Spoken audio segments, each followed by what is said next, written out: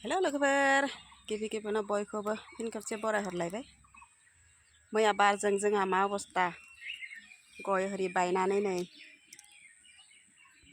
बिराद बुरजा गय बायखादो। 8 दाल बायखादो 8 दाल। 8 दाल गय थिखोनो थाखाय बहुद दिन नांबोगोन ना दा। ओरैबायदि खामना गालांखाबाय बारा माने फैदों दा फैदों गय दंफांखौ मानो इदि सेफायना गालांनांगौ दे। गय दंफां थिखोनो थाखाय दा बहुद बोसोर नांबोगोन ना दा। 8 दालखालाय फिथाइ थायबाय थानाय 8 दाल दंफां बायबाय। बिराद दुखु नाङो माने बेबायदि दंफां बायबाथाय। गय बायनानै नैबे एकदम सेरलै बेरलै माने गावस्राजोबखालायदो दंफांफोराबो।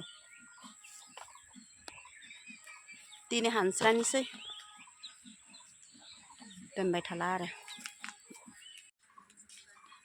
बोराय आंना जि सालु गाहाय गाहायनिखौ हानना लाबोलायदो हाजिरा फैयियावनो।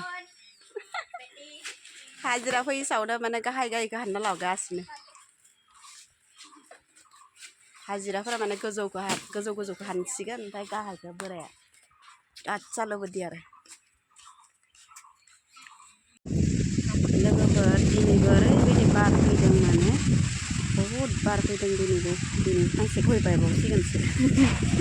नै गय खागासिनो जोङो बिजावजालि आंनि बार फैबाबो माने उपाय गैया दिनै गयखौ हाननांगौ जाबाय आरो।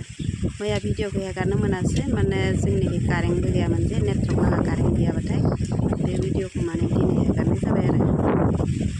जायफ्रा नायनो